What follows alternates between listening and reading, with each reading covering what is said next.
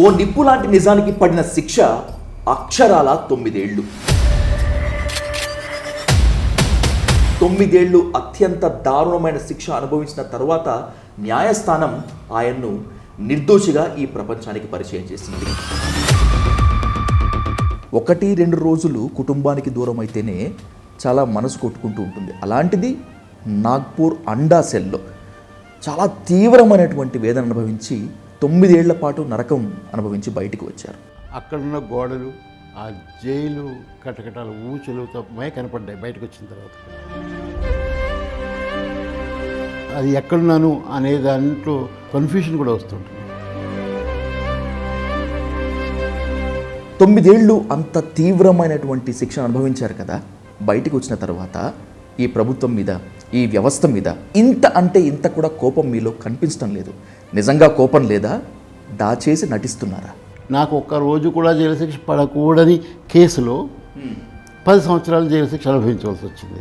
అది ఒక ఎత్తు అయితే ఇంకొకటి ఉందండి. నాగ్పూర్ అండా సెల్లోంచి ప్రొఫెసర్ సాయిబాబా మృతదేహం కూడా వస్తుందో రాదో అన్న భయం, టెన్షన్, ప్రశ్న అందరినీ వెంటాడింది, వేధించింది. మిమ్మల్ని జైల్లోనే అంతమొందించేందుకు కుట్రలు ఏమన్నా జరిగాయా? కోవిడ్కి సంబంధించిన దాంట్లో కూడా హాస్పిటల్లో అడ్మిట్ చేసి ట్రీట్మెంట్ ఇవ్వాల్సింది పోయి సెల్లోనే ఉంచేశారు. ఒక మనిషి బతకలేని పరిస్థితులను తీసుకురాగలడు ఎందుకు? మీరు ఎంతైతే వేదన అనుభవించారో బయట ఉండి కూడా మీ సహచరి వసంతక్క అంతకన్నా ఎక్కువ కూడా వేదన అనుభవించి ఉంది. వసంత్ ఎప్పుడు వచ్చినా కూడా ఒకళ్ళు మాట్లాడడానికి ఇబ్బందికరమైన పరిస్థితి, మాటలు పెగలలేని పరిస్థితి. అటువైపు ఒక పోలీస్, ఇటువైపు ఒక పోలీసు, జైలు పోలీసు ఉండి మీ మాతృమూర్తి చివరి చూపు కూడా మీరు చూసుకోలేదు, అంత్యక్రియలకు కూడా హాజరు కాలేకపోయారు. ఇంత తీవ్రమైన వేదన అనుభవించిన తర్వాత కూడా బయటకు వచ్చి నేను ఆపరేషన్ గ్రీన్ హంట్ పైన మాట్లాడుతూనే ఉంటాను నా చివరి శ్వాస వరకు అన్నారు. అవసరమా ఇప్పుడు? ఓ నిప్పు లాంటి నిజానికి పడిన శిక్ష అక్షరాల 9 ఏళ్ళు. 9 ఏళ్ళు అని చెప్పడం చాలా ఈజీ, కానీ ఆ 9 సంవత్సరాల పాటు అనుభవించిన వేదనను మాటల్లో చెప్పాలంటే, వాక్యాల్లో రాయాలి అంటే గ్యాలన్ల కొద్దీ కన్నీళ్లను, టన్నుల కొద్దీ బాధను అరువు తెచ్చుకోవాలి. 9 ఏళ్ళు అత్యంత దారుణమైన శిక్ష అనుభవించిన తర్వాత న్యాయస్థానం ఆయన్ను నిర్దోషిగా ఈ ప్రపంచానికి పరిచయం చేసింది. నాగ్పూర్ అండా సెల్లో తీవ్రమైనటువంటి శిక్షను అనుభవించి ఇప్పుడు స్వేచ్ఛా ప్రపంచంలోకి వచ్చి అదే మొక్కవోని ఆత్మవిశ్వాసంతో మాట్లాడుతున్నటువంటి ఢిల్లీ ప్రొఫెసర్ జిఎన్ సాయిబాబాతో ఇప్పుడు హాట్ సీట్ విత్ విజయ్ సాధు. సాయిబాబా గారు నమస్తే. నమస్తే, welcome to dial news sir. ఎక్కడి నుంచి మొదలు పెట్టాలో, ఏం మాట్లాడాలో కూడా అర్థం కావట్లేదు. 1-2 రోజులు కుటుంబానికి దూరం అయితేనే చాలా మనసు కొట్టుకుంటూ ఉంటుంది. అలాంటిది నాగ్పూర్ అండా సెల్లో చాలా తీవ్రమైనటువంటి వేదన అనుభవించి 9 ఏళ్ల పాటు నరకం అనుభవించి బయటికి వచ్చారు. ఎలా అనిపించింది ఫస్ట్ టైం ఆ జైలు నుంచి బయటికి వచ్చి ఈ స్వేచ్ఛా ప్రపంచాన్ని చూసినప్పుడు? మొట్టమొదట నమ్మకంగా అనిపించలేదు. జైలు నుంచి బయటకు వచ్చారనే నమ్మకం కలగలేదు. రెండవది, చుట్టుపక్కల ఉన్న వాతావరణం, చుట్టుపక్కల ఉన్న వస్తువులు, మనుషులు ఉన్నట్టుగా కూడా నాకు అనిపించలేదు. ఆ అండా సెల్లో 9 సంవత్సరాలు ఉండడంతో అక్కడున్న గోడలు, ఆ జైలు కటకటాలు ఊచలుతో కనపడ్డాయి బయటకు వచ్చిన తర్వాత కూడా. అలా కొన్ని నెలల పాటు నిజానికి నా పరిస్థితి అలాగే ఉంది. బయటకు వచ్చినట్టు అనిపించట్లేదు. అలాంటి పరిస్థితి కలిగించింది. కోఆర్డినేషన్ లేకుండా పోయింది. బయటకు వచ్చిన తర్వాత ఒక రకంగా సైకలాజికల్గా చుట్టూ ఉన్న ప్రపంచంతో ఒక బ్యాలెన్స్ కుదరకుండా ఉండిపోయింది చాలా కాలం. అట్లా అది ఒక ఇప్పటికీ కూడా అప్పుడప్పుడు అట్లానే అనిపిస్తూ ఉంటుంది. కొంచెం అది ఎక్కడున్నాను అనే దాంట్లో ఒక కన్ఫ్యూషన్ కూడా వస్తుంటుంది.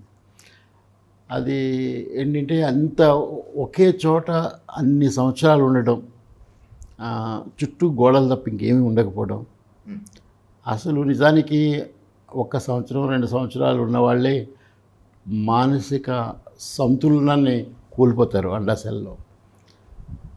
నేను ఇంతకుముందు కూడా చెప్పాను, నేను తప్ప ఇంకొక ఎగ్జాంపుల్ ఎవరు లేరు 9 సంవత్సరాలు అలాంటి అండాశయంలో పెట్టడం అనేది. సార్ దాదాపుగా ఎవరినైనా కానీ కొంతకాలం ఉంచిన తర్వాత అక్కడి నుంచి తొలగించి వేరే చోటకు పెడతారు. అది సైకలాజికల్గా కూడా మంచిది కాదు.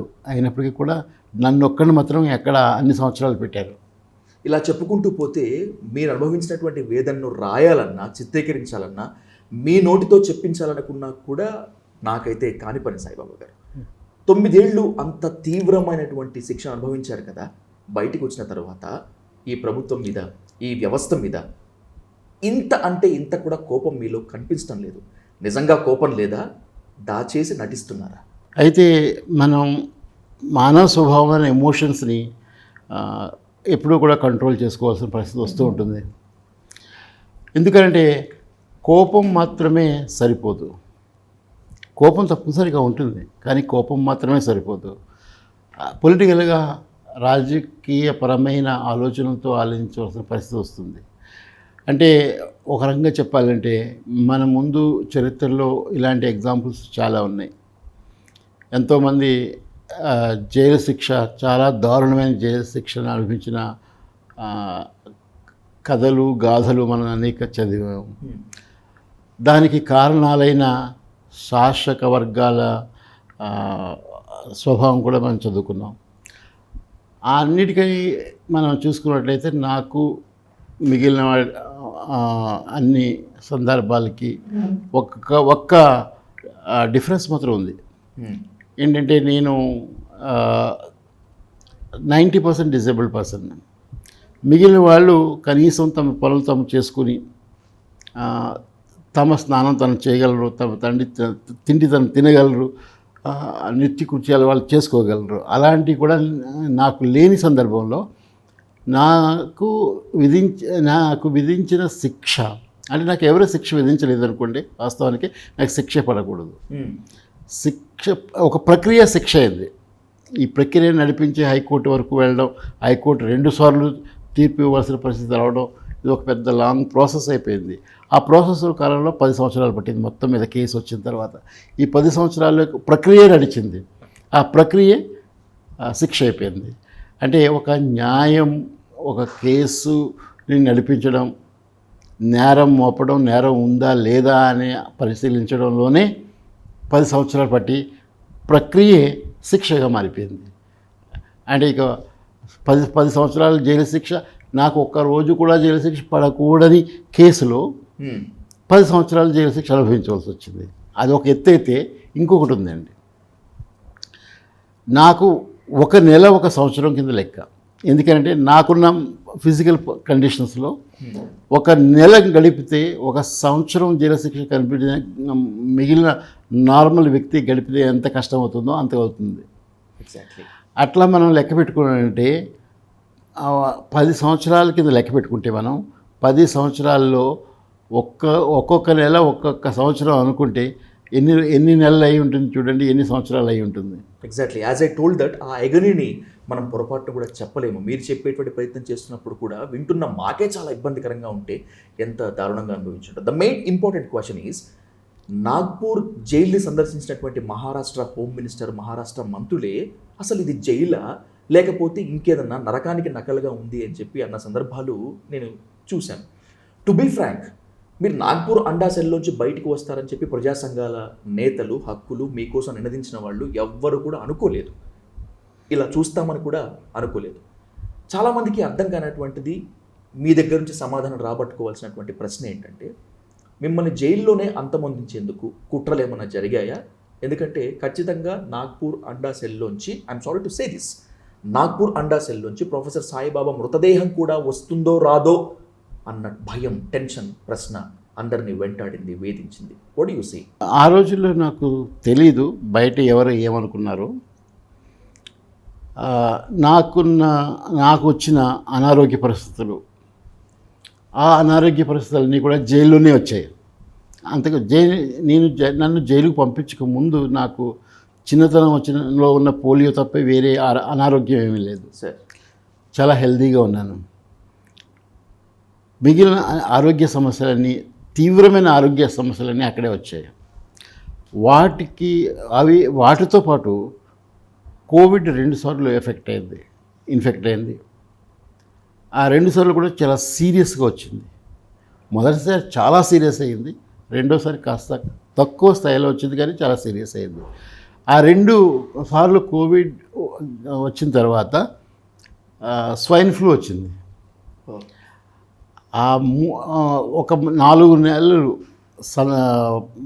పీరియడ్లో ఈ 3 నేను చూశాను. మూడు ఇంటి సందర్భంలో కూడా నేను బతుకుతానని నాకు అనిపించలేదు. నేనే కాదు, అక్కడున్న జైలు అధికారులు కూడా అనుకోలేదు ఈయన బతికి వెళ్ళగలుగుతాడు అని అనుకోలేదు. అది అనారోగ్య కారణం వల్ల, లేకపోతే కోవిడ్ కారణం వల్ల కూడా నేను బయటికి వచ్చే పరిస్థితి లేకపోవడం, నాకు ఎటువంటి సరిగ్గా వైద్యం ఇవ్వలేకపోవడం, కోవిడ్కి సంబంధించిన దాంట్లో కూడా హాస్పిటల్లో అడ్మిట్ చేసి ట్రీట్మెంట్ ఇవ్వాల్సింది పోయి సెల్లోనే ఉంచేశారు.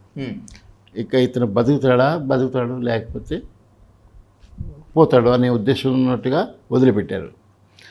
మరి అయితే ఒకటి, నేను ఎవరి మీద ఈ విషయంలో ఆరోపణ చేయట్లేదు. కావాలని చంపడానికి ప్రయత్నం చేశారా లేదా అనే దాంట్లోకి నేను వెళ్ళడం లేదు. కానీ అక్కడ నాకు కల్పించిన కండిషన్స్ ఏవైతే ఉన్నాయో అవే తప్పనిసరిగా నాలాంటి వ్యక్తి బతకడానికి అవకాశం ఎటువంటి పరిస్థితులు లేవు.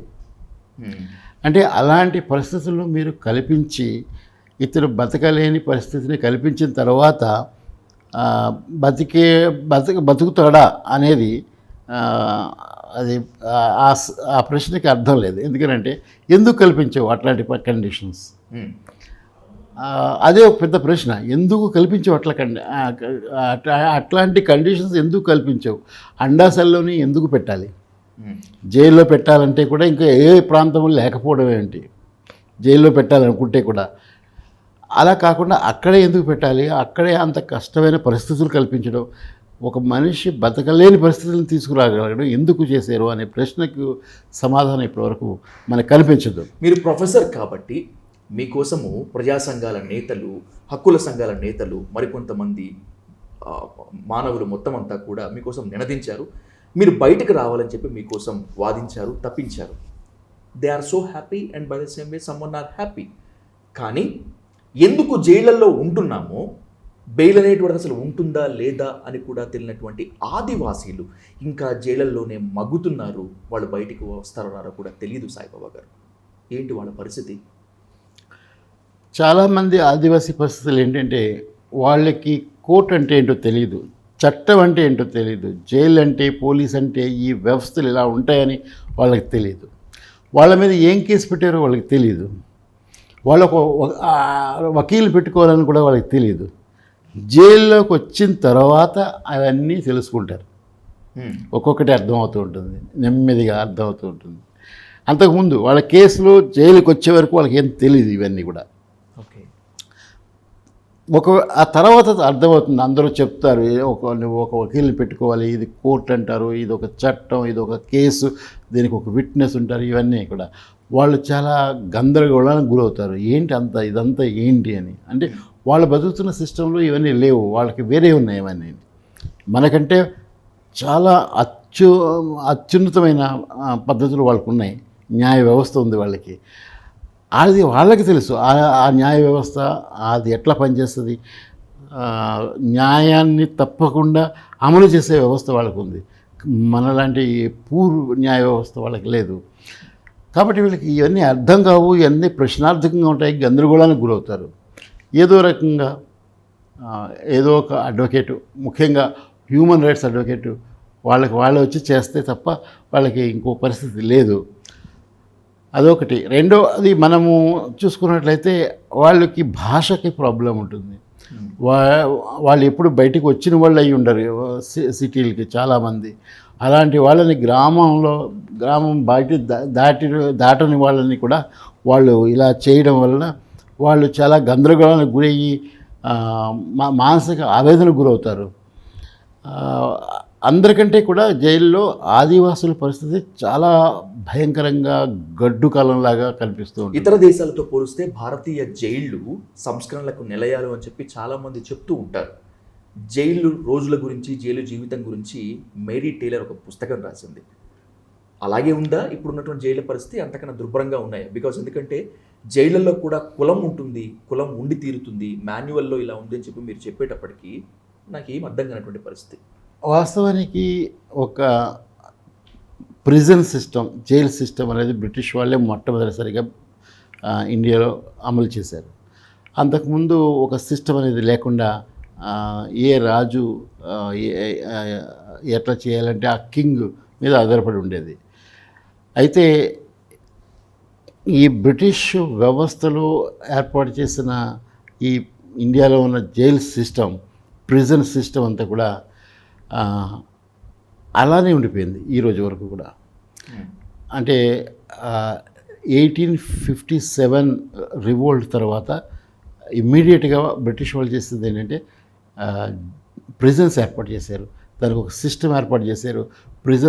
ప్రిజన్స్ యాక్ట్ తీసుకొచ్చారు. ఇవన్నీ తీసుకొచ్చి ప్రిజన్ లేబర్ అనే కాన్సెప్ట్ని తీసుకొచ్చారు. మొత్తం అన్ని చోట్ల సెంట్రల్ జైల్స్ని ఏర్పాటు చేశారు. అప్పుడు వాళ్ళకు ఏంటంటే ఇక్కడ ప్రజలు ఎవరైనా సరే బ్రిటిష్ వాళ్ళని బయటికి పారదోలాలని ఆందోళన చేయడం కానీ, స్వతంత్రాన్ని కోరడం కానీ చేసిన వాళ్ళ కోసం వాళ్ళని నిర్బంధించాలి అనే ఉద్దేశంతోనే ఈ జైలు సిస్టమ్ని ఇక్కడ ప్రవేశపెట్టారు. ఒక కఠిన కారాగార శిక్ష అనేది ఒక కాన్సెప్ట్ని కూడా వాళ్ళే తీసుకొచ్చారు. ఇక్కడ ఉన్న ప్రజల యొక్క గొంతుని నులిమేయాలని, వాళ్ళు మాట్లాడకుండా చేయాలని ఒక 1857 తిరుగుబాటు, లేకపోతే ప్రథమ స్వతంత్ర సమరం వాళ్ళ అనుభవాల నుంచి నేర్చుకున్నారు. వీళ్ళందరినీ కూడా భారత ప్రజలు ఇప్పుడు మనకు వ్యతిరేకంగా తిరుగుబాటు చేస్తున్నారు కాబట్టి వాళ్ళని జైల్లో పెట్టడం ఎలా అనే ఉద్దేశంతోనే ఈ జైలు కట్టారు. అంటే 19వ శతాబ్దంలో బ్రిటిష్ వాళ్ళు కట్టిన జైలు సిస్టమ్ ఏదైతే ఉందో ఈ రోజుకి కూడా అది మారలేదు. Right, I will conclude with 2 important questions Saibaba గారు. మీరు దోష నిర్దోష అని తేలకుండానే మీ మీద ఒక ముద్ర వేస్తూ ఢిల్లీ యూనివర్సిటీ మిమ్మల్ని సస్పెండ్ చేసింది. A lecturer can not be a silent and a teacher too. ఇప్పుడు నిర్దోషితో నింపుకొని బయటకు వచ్చారు కదా, మళ్ళీ బోధన వైపు, ఆ కాలేజ్ వైపు, యూనివర్సిటీ వైపు వెళ్ళే ఛాన్స్ ఏదైనా ఉందా? According to the rules, according to the law, I have the chance. And moreover, I would say that I have been a teacher. నేను మొత్తం ఇప్పటివరకు జీవితంలో ఒక టీచర్గా పనిచేశాను. నేను టీచర్గా పనిచేయడం మొదలుపెట్టింది నేను హై స్కూల్లో చదువుతున్నప్పుడే మొదలుపెట్టాను. ఇప్పటి వరకు కూడా టీచర్గానే ఉన్నాను, ఇకపై కూడా టీచర్గానే ఉంటాను, టీచర్గానే కొనసాగుతాను. రైట్, ఈ సుదీర్ఘ ప్రస్థానంలో ఖచ్చితంగా మాట్లాడుకోవాల్సినటువంటి వ్యక్తులు ఇద్దరున్నారు. ఒకరు వసంతక్క, మీ సహచరి అయితే, రెండవది మంజీరా. మీకన్నా ముందే షోమా అండ్ బైసమే ప్రశాంత్ రాహి బెయిల్పై విడుదలైనప్పుడు షోమా కోసం కూడా షికా చాలా విపరీతమైన ప్రయత్నాలు చేశారు. మీకోసం మంజీరా వచ్చేటువంటి వాళ్ళు. మగవాళ్ళకైతే ప్రివిలేజెస్ ఉంటుందన్నమాట, ఎక్కడంటే అక్కడికి వెళ్ళొచ్చని. బీయింగ్ యాజ్ ఎ డాటర్స్గా వాళ్ళు ఒక గ్రేట్ రెస్పాన్సిబిలిటీ తీసుకున్నారు. ఫైనల్లీ వాళ్ళు విజయం తీసుకొచ్చారు. ఏమనిపించింది ఆ టైంలో మంజీరాని చూసినప్పుడు? నన్ను అరెస్ట్ చేసినప్పటికీ మంజీరా స్కూల్లో ఉంది, స్కూల్ విద్యార్థిగా చదువుతుంది. నాకు చాలా దగ్గరగా ఉండడం వలన, మొదటి నుంచి కూడా బాగా దగ్గరగా పెరగడం వల్ల చాలా మానసికంగా కొంత ఇబ్బంది పడింది. అయినప్పటికీ కూడా చాలా పట్టుదలతో చదివి ముందుకు వచ్చింది. అంతేకాకుండా వాళ్ళ అమ్మతో కలిసి నా రిలీజ్ కోసం పోరాటంలో భాగమైంది. ఇలా చూసుకున్నట్లయితే ఈ మధ్యకాలంలో గత 10 సంవత్సరాల్లో అరెస్ట్ అయిన professors, lawyers, teachers, cultural activist అందరు బిడ్డలు కూడా రిలీజ్కి పోరాటం చేసిన వాళ్ళు అయ్యారు. ఇదొక నిజంగా చూసుకున్నట్లయితే ఇది ఒక చారిత్రకమైన విషయం. వాళ్ళ పిల్లలు ఎట్లా పోరాడారు అనేది. ఆ విధంగానే మంజీరా కూడా మొట్టమొదటి అడిగేసింది ఏంటంటే స్కూల్లో వాళ్ళ క్లాస్మేట్స్ని ఆర్గనైజ్ చేసి ప్రొటెస్ట్ చేసింది. రిలీజ్కి అరెస్ట్కి వ్యతిరేకంగా, అలాగే రిలీజ్కి కూడా ఆ, ఎలా ఆర్గనైజ్ చేసింది అంటే వాళ్ళ ఆమె క్లాస్మేట్స్ చిన్నపిల్లలు అప్పుడు స్కూల్లో వాళ్ళ తల్లిదండ్రులను కూడా తీసుకొచ్చింది ప్రొటెస్ట్కి. వాళ్ళ క్లాస్మేట్స్ తల్లిదండ్రులు కూడా ప్రొటెస్ట్లో వచ్చి పాల్గొన్నారు. అక్కడి నుంచి ప్రారంభమైంది ఆ, పోరాటం చేయడానికి, రిలీజ్కి చేయడానికి, అన్యాయమైన అరెస్టులు వ్యతిరేకంగా పనిచేయడానికి. ఈ రోజున మీరు చూశారు ప్రొఫెసర్ సోమాసేన్ డాక్టర్ కూతురు, ప్రశాంత్ రాహే కూతురు, తర్వాత సుధా భరద్వాజ్ కూతురు, ప్రొఫెసర్ హనీబాబు కూతురు, వీళ్ళందరూ కూడా ఈ పోరాటంలో భాగమయ్యి వాళ్ళ న్యాయం కోసం వాళ్ళ వాళ్ళ తండ్రుల మీద లేదా తల్లుల మీద పెట్టిన అన్యాయమైన కేసుల కోసం వ్యతిరేకంగా పోరాటం. ఆ భాగంగా మొత్తం భారత రాజ్య వ్యవస్థ యొక్క స్వభావాన్ని అర్థం చేసుకోవటం, ఒక సమాజాన్ని అర్థం చేసుకోవటం, ముందుకు వెళ్ళడం కూడా వాళ్ళలో మనకు కనిపిస్తుంది. అండా సెల్లో మీరు ఎంతైతే వేదన అనుభవించారో బయట ఉండి కూడా మీ సహచరి వసంతక్క అంతకన్నా ఎక్కువ కూడా వేదన అనుభవించి ఉంది. తను మిమ్మల్ని కలవటానికి వచ్చినప్పుడు మీరు తనకు అయిన ధైర్యం చెప్పారు, తను మీకేం చెప్పింది? మేము జైల్లో కలవడానికి వచ్చినప్పుడు, జైలు ఇంటర్వ్యూకి వచ్చినప్పుడు అటువైపు ఒక పోలీస్, ఇటువైపు ఒక పోలీసు, జైలు పోలీసు ఉండి మా మాతృభాషలో మమ్మల్ని మాట్లాడకుండా చేయడం, ఓకే, ఇంగ్లీష్లో మాట్లాడాలి లేకపోతే హిందీలో మాట్లాడాలని పెట్టడం, వాళ్ళకి వచ్చిన భాషల్లో మాట్లాడుకుంటున్నారు, వాళ్ళకి అర్థం కావాలని, ఇలాంటి అనేకమైన రెస్ట్రిక్షన్స్ పెట్టడం, గంటలు ఎదురు చూసేటట్లు చేయడం, తర్వాత తీసుకొచ్చిన పుస్తకాలు, నోట్బుక్స్ ఇవన్నీ కూడా ఇవ్వకుండా ఉండడం కోసం చాలా ప్రయత్నాలు చేయడం, అనేక రకాలైన ఇబ్బందులు పెట్టడం, ఇవన్నీ చేస్తూ ఉండేవారు. రెండోది, ఇక చాలా కాలం వసంత ఎప్పుడు వచ్చినా కూడా ఒకళ్ళు మాట్లాడడానికి ఇబ్బందికరమైన పరిస్థితి, మాటలు పెగలలేని పరిస్థితి ఇచ్చింది మాకు 15 మినిట్స్. ఆ 15 మినిట్స్లో మాట్లాడుకోవడం చాలా కష్టం. ఎందుకంటే వ్యక్తం చేయడానికి మాటలే పెదవులు దాటి రావు. ఒకళ్ళు చూసుకున్న తర్వాత కూడా ఎంతో కఠినమైన పరిస్థితి వస్తుంది. అలాంటి స్థితిలో ఇంకొక పక్క నుంచి జైలు అధికారులు ఇబ్బంది పెడుతుంటారు. ఆమె చాలా ఫైట్ చేసేది జైలు అధికారులకు వ్యతిరేకంగా. ఎంత ఫైట్ చేసేది అంటే తను తెచ్చిన వస్తువులన్నీ ఇచ్చే వరకు వెళ్ళనని అనేక రకమైన విషయాల్లో ఫైట్ చేస్తూ ఉండేది. ఇంకొక రకంగా చెప్పుకోవాలనుకుంటే రిలీజ్ కోసం ఫైట్ చేయడంలో ఈ 10 సంవత్సరాల్లో ఆమె అందరికంటే ముందు ఉంది.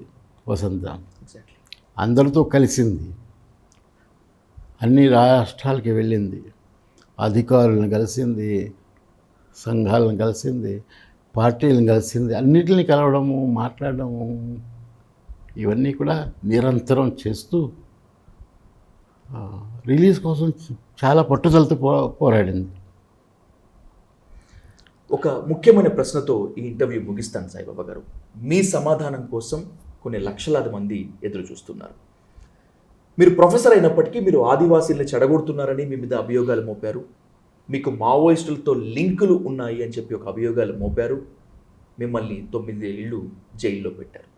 మీ మాతృమూర్తి చివరి చూపు కూడా మీరు చూసుకోలేదు, అంత్యక్రియలకు కూడా హాజరు కాలేకపోయారు.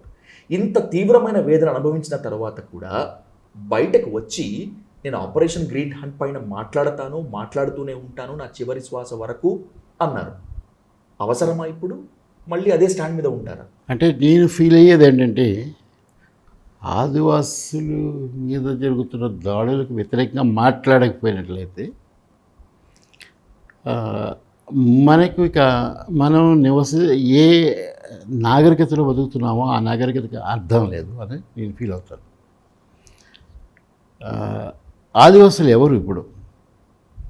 ఆదివాసులు అంటే ఒక వల్నరబుల్ సెక్షన్ ఆఫ్ పీపుల్. వాళ్ళు ఒక వ్యవస్థని మనం ఏదైతే క్రియేట్ చేసుకుని అందులో బతుకుతున్నామో దాంతో సంబంధం లేని వాళ్ళు, దాంట్లో భాగం కాని వాళ్ళు, ఈ వ్యవస్థ వాళ్ళని చాలా సులభంగా కబలించి వేయగలుగుతుంది. అలాంటి వ్యవస్థలో మనం ఉన్నాం. అంటే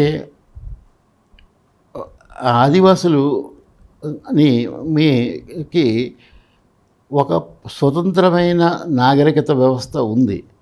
కానీ మనం బతుకుతున్నది, మనం తయారు చేసుకున్నది చాలా వాళ్ళని కబలించి వేయగలుగుతుంది. కాబట్టే మనకి రాజ్యాంగంలో 5th షెడ్యూల్, 6th షెడ్యూల్ ఇచ్చారు. వాళ్ళ వల్నరబిలిటీ అంటే వాళ్ళని వాళ్ళని వాళ్ళకి జరగడానికి చాలా అన్యాయం జరగడానికి చాలా అవకాశం ఎక్కువ ఉన్న పరిస్థితుల నుంచి వాళ్ళని రక్షించడానికి రాజ్యాంగం ఇచ్చింది. కాబట్టి మనము వాళ్ళని పరిరక్షించడానికి, వాళ్ళకి అన్యాయం జరగకుండా ఉండడానికి చూడవలసిన బాధ్యత రాజ్యాంగం మన పౌరులందరికీ ఇచ్చింది. మనం మన బాధ్యతను చేయకపోయినట్లయితే, రాజ్యాంగాన్ని కూడా మనం పాటించకపోయినట్లయితే ఈ రోజున ఆదివాసులు ఉనికికి ప్రమాదం ఉంది. ఆదివాసుల ఉనికికి ప్రమాదం ఉంది. అది ఎవరూ పోయి ఆదివాసులను చంపకపోయినప్పటికీ కూడా, ఒకవేళ చంపకుండా ఉన్నప్పటికీ కూడా ఆదివాసులు నివసిస్తున్న ఫారెస్ట్లు, కొండలు, వాళ్ళ యొక్క భూమి, వాళ్ళ యొక్క ఎన్విరాన్మెంట్ని ధ్వంసం చేస్తే వాళ్ళు బతకలేరు. వాళ్ళని ప్రత్యేకంగా వేరే విధంగా చంపవలసిన అవసరం లేదు. ఆ వాతావరణాన్ని మొత్తం నాశనం చేసినట్లయితే వీళ్ళు బతకడానికి అవకాశం లేదు. ఎందుకంటే అది న్యాచురల్ హ్యాబిటేట్ వాళ్ళకి. అక్కడ స్వభావ సిద్ధంగా ఉన్న ఆ ప్రాంతంలో మాత్రమే వాళ్ళు బతకగలుగుతారు. వాళ్ళని సిటీస్ తీసుకొచ్చి పెట్టినప్పుడు కూడా బతకలేరు. ఎందుకంటే కొన్ని జనరేషన్స్ పడుతుంది మిగిలిన వాతావరణానికి వాళ్ళు అడ్జస్ట్ అవ్వడానికి కోసం. ఒకే జనరేషన్ హఠాత్తుగా వాళ్ళని ఆ ప్రాంతం నుంచి తొలగించి అక్కడ మైన్స్ తీసుకున్నట్లయితే వాళ్ళు బతకలేరు. దాన్ని బతకలేరు కాబట్టి వాళ్ళు చనిపోతారు. కాబట్టి నువ్వేమి ప్రత్యేకించి చంపవలసిన అవసరం లేదు. దాన్ని జెనోసైడ్ అంటాం మనం. జన సంహారం. అది మనకి దేశంలో దాదాపుగా 10 కోట్ల మంది ఆదివాసులు ఉన్నారు. ఈ 8%. ఈ 10 కోట్ల మంది ఆదివాసులకి ఉనికే లేకుండా పోతుంది. ఆదివాసులు ఎవరు వీళ్ళు అంటే, వీళ్ళందరూ కూడా ఒకప్పుడు మొట్టమొదటిసారిగా భారత ఉపఖండంలో అడుగుపెట్టిన తొలి మానవులు. ఆఫ్రికా నుంచి అడుగుపెట్టిన వాళ్ళ నుంచే మనం అంతా వచ్చాం వాస్తవానికి. కానీ వాళ్ళని మనం ఎట్లా చూస్తున్నాం అంటే, అసలు వాళ్ళ లైఫ్కి, వాళ్ళ జీవితానికి, ప్రాణానికి ఏమాత్రం విలువ కట్టట్లేదు మనం. మనకి ఎంత విలువ ఎవరిది? అక్కడ ఐరన్ ఖనిజం ఉంది, అక్కడ అల్యూమినియం ఖనిజం ఉంది, అక్కడ బంగారం ఉంది, అక్కడ రేర్ ఎర్త్ మెటల్స్ ఉన్నాయి. అవి వాటికి విలువిస్తున్నాం. కానీ ఈ అతి పురాతనమైన మానవ జాతి ఆఫ్రికా నుంచి అడుగుపెట్టిన, భారత ఉపఖండంలో అడుగుపెట్టిన మొట్టమొదటి నివాసులు వీళ్ళు. వాళ్ళు అట్లానే మిగిలారు. మనం అందరము అక్కడి నుంచి వచ్చిన వాళ్ళమే. కానీ మన పూర్వీకుల్ని మనము వాళ్ళ ప్రాణాలకు మనం విలువ ఇవ్వటం లేదు. అక్కడ సంపద ఉంది, దాన్ని కొల్లగొట్టుకుందామని మనం చూసుకుంటున్నాం. మన ఒక భారత జాతి లేదా భారత రాష్ట్రం దాన్ని గొప్పగా చేయడం కోసం, దాన్ని బలోపేతం చేయడం కోసం, ప్రపంచంలో గొప్ప నేషన్గా దేశంగా మార్చేయాలని చేయడం కోసం అక్కడున్న సంపదను కొల్లగొట్టాలని మనం చూస్తున్నాం. కానీ వాళ్ళ ప్రాణానికి ఒక విలువ ఉందని, వాళ్ళు ఒక నాగరికతని పెంచి పోషించుతున్నారని, మానవ విలువలకి కట్టుబడి ఉన్నారని, ఈ పృథ్వీని, భూమిని కాపాడేవాళ్ళు వాళ్ళేనని, ఫారెస్ట్ని కాపాడేవాళ్ళు వాళ్ళేనని మన పూర్వీకులని మనం గుర్తించట్లేదు. కాబట్టి నేనేమంటున్నానంటే, నా అరెస్ట్కి ముందు కానీ, నా అరెస్ట్ తర్వాత కానీ ఆదివాసుల కోసం పోరాటం చేయాలని, వాళ్ళని రక్షించాలని, వాళ్ళ పోరాటంలో భాగం కావాలని నేను ఎప్పుడూ కోరుకుంటూ ఉంటాను. రైట్. నిలబడటం అంటే అటో ఇటో నిలబడటం కాదు, విభజన రేఖకి అవతలో లేకపోతే సరిహద్దు రేఖకు ఈవతలో నిలబడటం అంటే న్యాయం కోసం నిలబడటం, న్యాయం కోసం మాత్రమే నిలబడటం, కలబడటం అని చెప్పి నిరూపిస్తున్నటువంటి ప్రొఫెసర్ జిఎన్ సాయిబాబా గారు మీకు మనస్ఫూర్తిగా కృతజ్ఞతలు తెలుపుకుంటూ, ఆరోగ్యం మిమ్మల్ని బాగా ఇబ్బంది పెడుతోంది, అంటే అనారోగ్యం బాగా ఇబ్బంది పెడుతోంది, అయినా కూడా డైల్ న్యూస్ ద్వారా ఇంతటి విలువైన ఇంటర్వ్యూని అందించినందుకు thank you so much for your spirit. Thank you so much sir. Thank you very much.